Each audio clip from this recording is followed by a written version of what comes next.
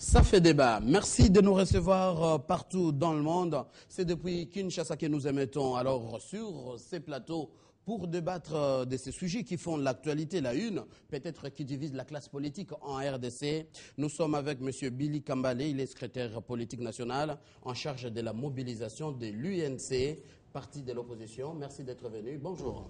Bonjour et je vous remercie. Juste en face de vous, M. Pati Katanga, il est président du mouvement des citoyens Maïmaï. Il est cadre de FAC, les forces acquises au changement. Bienvenue. Merci beaucoup. Et à côté de vous, c'est Fumu Toto. Il est initiateur de la troisième voie. Encore une fois, merci Fumu Toto d'être venu. Merci, monsieur. Ernestine Nyoka, vous êtes cadre du PPRD habitué à Ça fait débat. Encore une fois, merci d'avoir répondu. Merci, monsieur Mathieu, d'avoir pensé à moi. Exactement. Alors, la première thématique, c'est que l'opposition n'arrive toujours pas à un consensus de choisir un porte-parole.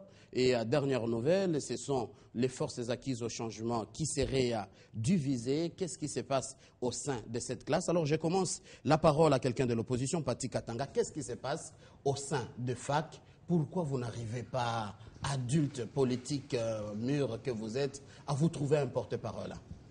Vous devez d'abord savoir que l'opposition institutionnelle qui a fait le choix d'aller à l'Assemblée nationale est une opposition plurielle.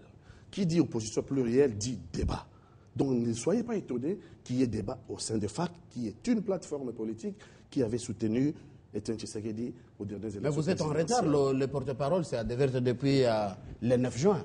D'abord, cette histoire de porte-parole, de principe, les FAC disent que c'est une distraction du pouvoir.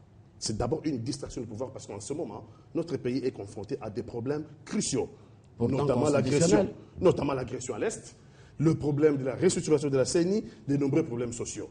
Donc, nous amener à chercher un porte-parole en ce moment est une distraction. La distraction vient du pouvoir.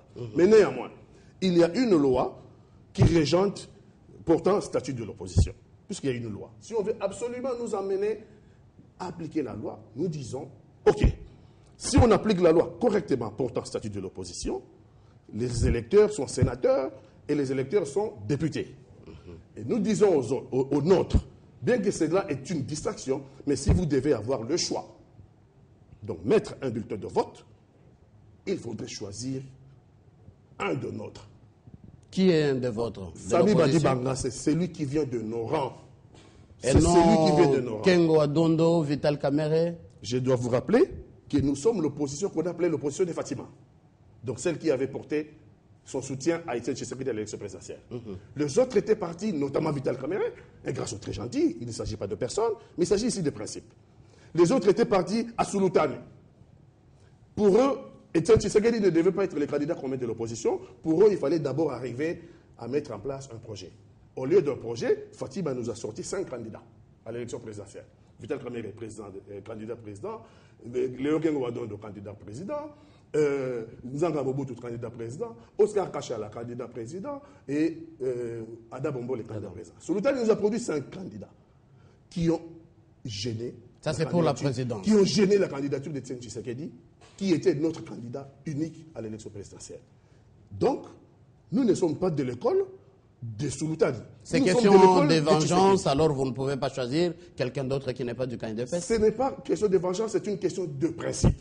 Il faut rester cohérent, et je pense être cohérent en disant que nous sommes de l'école de Tshisekedi, nous n'avons jamais été de l'école de Sulutane. Alors on donne la parole à quelqu'un, il est cadre du parti politique de Vital Kamere et UNC, M. Billy Kambale. Vous venez de suivre Pati Katanga, votre réaction?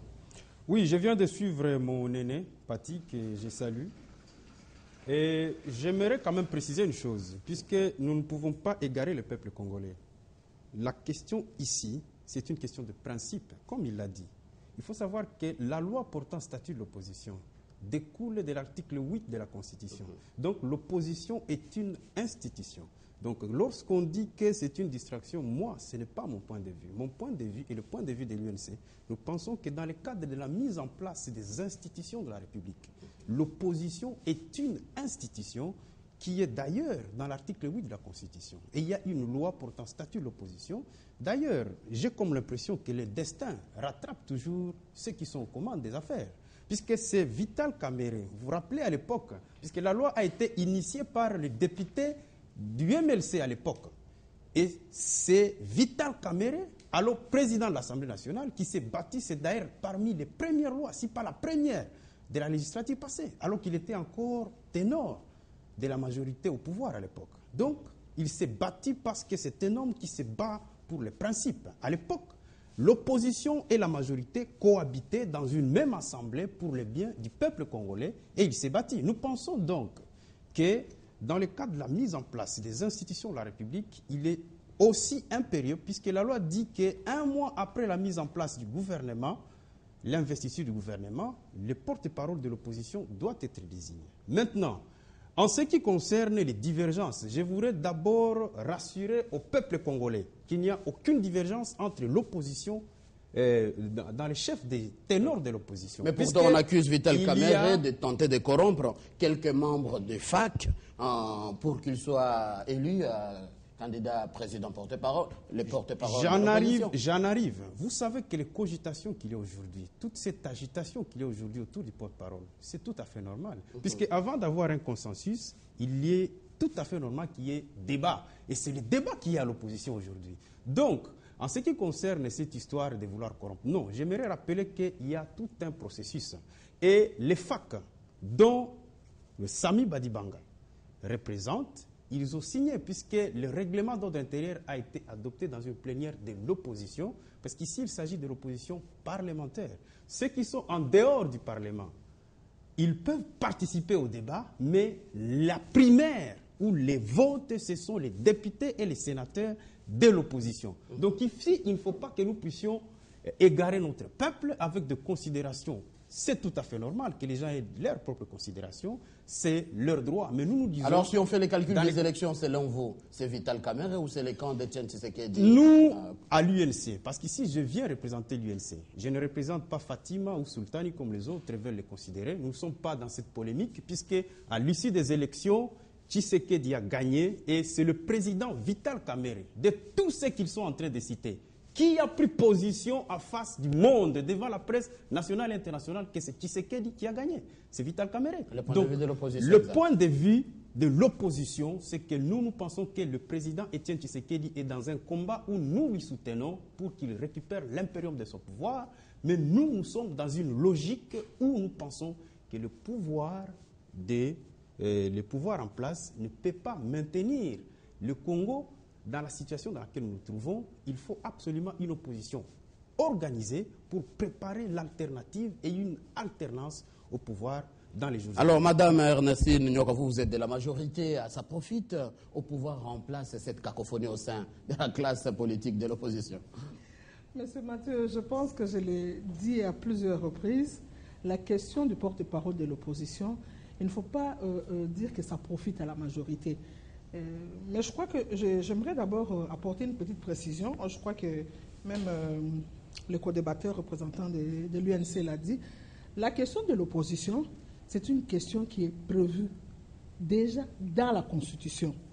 Et l'article 8 évoqué vous parle même, in fine, d'une loi qui doit organiser, déterminer l'opposition politique, sinon les statuts de cette opposition politique. Alors, ce qu'il faut faire aujourd'hui, c'est éviter de prendre le pouvoir pour bouc émissaire. La question principale, c'est de savoir l'opposition.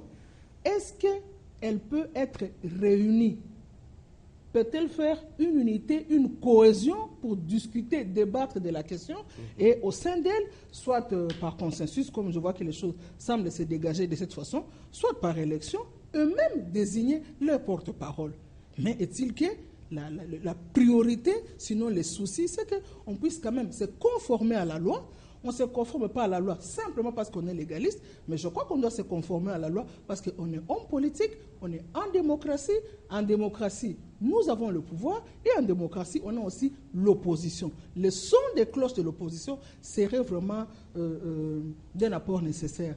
J'aimerais vous donner un tout petit exemple. Pendant la législature passée, justement, lorsqu'il y avait des discussions autour du fichier électoral, le fameux révision du fichier électoral, l'opposition voulait voir qu'est-ce que le bureau de la CENI faisait avec les serveurs et tout.